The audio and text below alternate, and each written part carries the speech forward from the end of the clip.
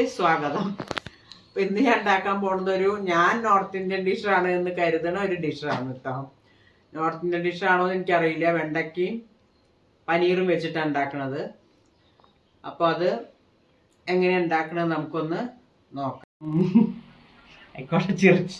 അപ്പോൾ ഇൻഗ്രീഡിയൻസ് എന്തൊക്കെയാ നോക്കാം.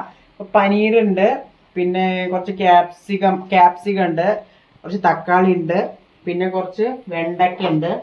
ഒക്കെ ഏകദേശം ഒരു ഇഞ്ച് വലുപ്പത്തിൽ മുറിച്ച് വെച്ചതാണ് കേട്ടോ. ഇനി കുറച്ച് സവാള, ഇഞ്ചി, വെളുത്തുള്ളി, കുറച്ച് ഉരുളക്കിഴങ്ങിൻ്റെ കളർ ചെറുതായിട്ട് മാറിയിട്ടുണ്ട്. അരിഞ്ഞ് വെച്ചിട്ട് കുറച്ച് നേരമായി, അതുകൊണ്ടാണ്. എങ്ങനെ ഉണ്ടാക്കണം നമുക്ക് നോക്കാം. ആദ്യം സ്റ്റൗ കത്തിക്കാം. ഇതൊക്കെ ആദ്യം ഒന്ന് റോസ്റ്റ് ചെയ്യണം.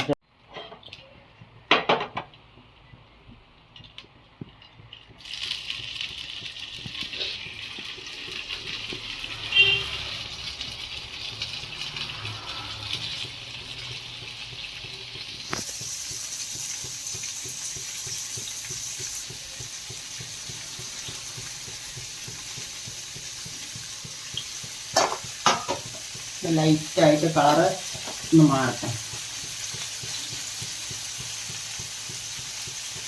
ഇത് അധികം മസാലയൊന്നും അധികം ഇല്ല കേട്ടോ.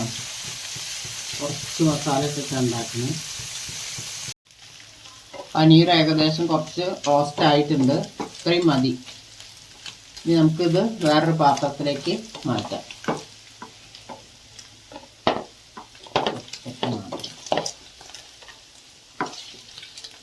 നമുക്ക് ഈ വെണ്ടയ്ക്ക ഒന്ന് റോസ്റ്റ് ചെയ്തെടുക്കണം. ഈ വെണ്ടയ്ക്ക നന്നായി റോസ്റ്റ് ചെയ്തിട്ട് എടുക്കണം. ഇതിൻ്റെ ആ ഒരു വഴുവഴുപ്പുണ്ടല്ലോ, അതൊക്കെ ഒന്ന് പോയി നന്നായിട്ട് റോസ്റ്റ് ആവണം. അതൊന്ന് ലേശം ഉപ്പിട്ട് കൊടുക്കുന്നുണ്ട് ഞാൻ.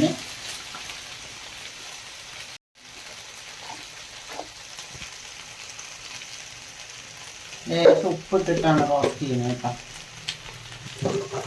ഇത് കുറച്ച് സമയം എടുക്കും ഇത് റോസ്റ്റായി വരാൻ.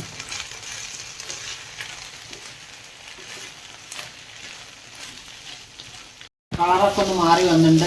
ഇതിൻ്റെ കളറൊന്ന് ചേഞ്ച് ആവുന്ന വരെ റോസ്റ്റ് ചെയ്യണം കേട്ടോ. ഇനി ഇതിൽ അവസാനത്തിൽ ഞാൻ കുറച്ച് ക്യാപ്സിക്കം കൂടി ഇതിൻ്റെ കൂടെ ഇട്ടിട്ട് ഒന്ന് വാട്ടിയെടുക്കുകയാണേ.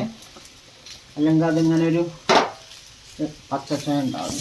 അതൊന്ന് ഇതിൽ കിടന്നൊന്ന് വാട്ടത്. അതൊരു മിനിറ്റോളം മതി. ക്യാപ്സിക്കം ഒന്ന് ചെറുതായിട്ട് വാടിയിട്ടുണ്ട്. ഇനി നമുക്കിത് വേറൊരു പാത്രത്തിലേക്ക് മാറ്റാം. വലിയൊരു പാൻ വയ്ക്കാം, കാരണം എല്ലാം കൂടി ചെറിയ അതിലൊന്നും തികയില്ല. കുറച്ച് ഓയിൽ ഒഴിക്കുക. ഒരു 2 ടേബിൾ സ്പൂൺ ഓയിൽ ഒഴിച്ചിട്ടുണ്ട്. ഇനി നമുക്കതിലേക്ക് ഇഞ്ചി വെളുത്തുള്ളി ഇടാം.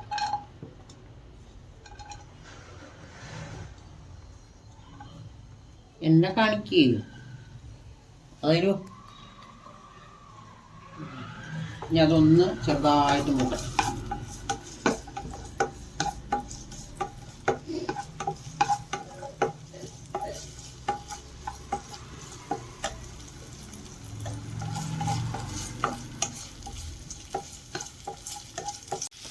ഇനി ഒന്ന് മൂത്തിട്ടുണ്ട്. ഇനി ഇതിലേക്ക് സവാള ഇടുകയാണ് കേട്ടോ.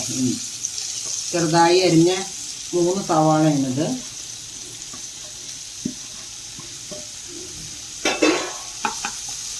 ഇത് നന്നായി ഒന്ന് ഒരു കളർ മാറി വരണം, റോസ്റ്റായി വരട്ടെ.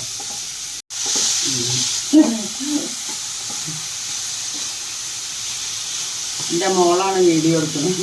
അവൾ പാത്രവും സ്റ്റൗവും മാത്രമേ കാണിക്കുള്ളൂ, എന്നെ കാണിക്കില്ല. ഞാനല്ലേ താരം, അവൾ എന്നെ കാണിക്കാറില്ല അധികം.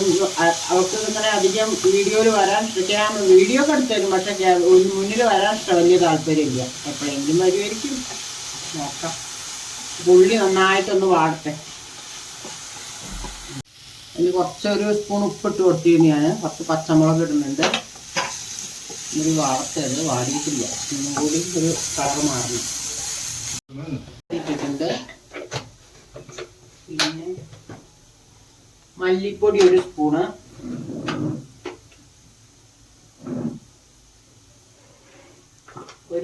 മല്ലിപ്പൊടി, പിന്നെ കുരുമുളക് പൊടി 1 സ്പൂണ്, കുരുമുളക് പൊടി ഒരു 1/2 സ്പൂണ് പെരിഞ്ജീരകപ്പൊടി,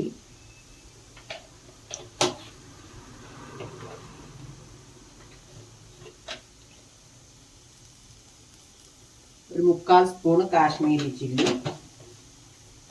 അപ്പോൾ മസാലകളൊക്കെ ഇട്ട് ഒന്ന് മൂക്കട്ടെ കേട്ടോ ചെറുതായിട്ട്.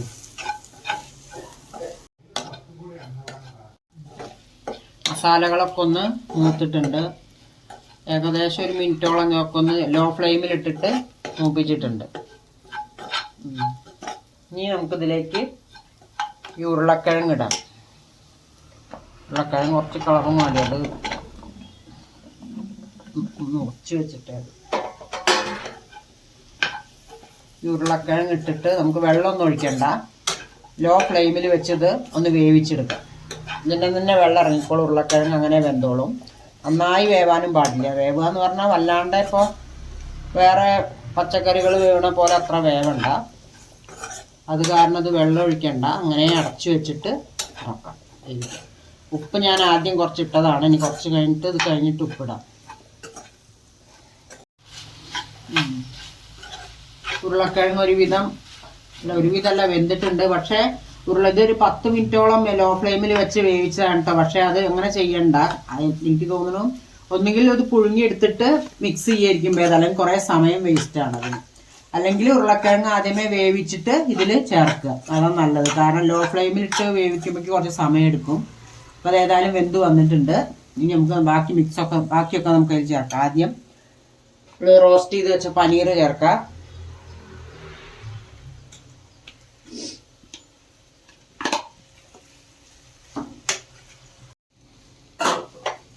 ഇനി വെണ്ടയ്ക്കയും ക്യാപ്സിക്കും കൂടി റോസ്റ്റ് ചെയ്ത് വെച്ചത് അതിലേക്ക് ഇടാം. എല്ലാം കൂടി നല്ലോണം ഒന്ന് മിക്സ് ചെയ്യണം കേട്ടോ. നല്ലപോലെ ഒന്ന് എല്ലാം കൂടി ഒന്ന് യോജിച്ച് വരണം. നല്ലോണം മിക്സ് ചെയ്യണത്. ഞാൻ ഗ്രേവി ഇല്ലാതെയാണ് ഉണ്ടാക്കിയിരിക്കുന്നത്. എനിക്ക് ഗ്രേവി വേണമെന്നുള്ളവർക്ക് തിളപ്പിച്ച വെള്ളം കുറച്ച് ഒഴിച്ചിട്ട് ഗ്രേവി ആക്കി എടുക്കാം കേട്ടോ. ഞാൻ ഗ്രേവി ഇല്ലാതെയാണ് ഉണ്ടാക്കിയിരിക്കുന്നത്. എല്ലാം നന്നായിട്ട് മിക്സ് ചെയ്തിട്ട് ഒരുവിധം മിക്സ് ആയിട്ടുണ്ട്. ഇനി നമുക്കിതിലേക്ക് ഈ തക്കാളി ഇടാം. തക്കാളി വേവിക്കുന്നില്ല, മീതെ ഇടുകയാണ്. എന്നിട്ട് ഒന്ന് അടച്ചു വെക്കണം. ഒരു മിനിറ്റോളം ഒന്ന് അടച്ചു വെക്കുക. മല്ലിയില ഇട്ടിട്ടുണ്ട്. മല്ലിയില ഇട്ട ശേഷം ഇതൊന്ന് 1 മിനിറ്റോളം ഒന്ന് അടച്ചു വെക്കാം. അടച്ചു വെച്ചതാണ്. എല്ലാം കൂടി ഒന്നും കൂടി ഒന്ന് മിക്സ് ചെയ്യാം. അപ്പം നമ്മുടെ നോർത്ത് ഇന്ത്യൻ ഡിഷ് എന്ന് ഞാൻ കരുതുന്ന കറി റെഡി ആയിട്ടുണ്ട്. ഞാൻ പാത്രത്തിലേക്ക് സെർവ് ചെയ്യാൻ പോവുകയാണ്. ചപ്പാത്തിയിലേക്കും ചോറിലേക്കും ഒക്കെ കഴിക്കാം. അപ്പം എല്ലാവർക്കും ഇഷ്ടമായ സപ്പോർട്ട് ചെയ്യുക. പിന്നെ അടുത്തൊരു പുതിയ വീഡിയോ ആയിട്ട് നാളെ കാണാം. ബൈ.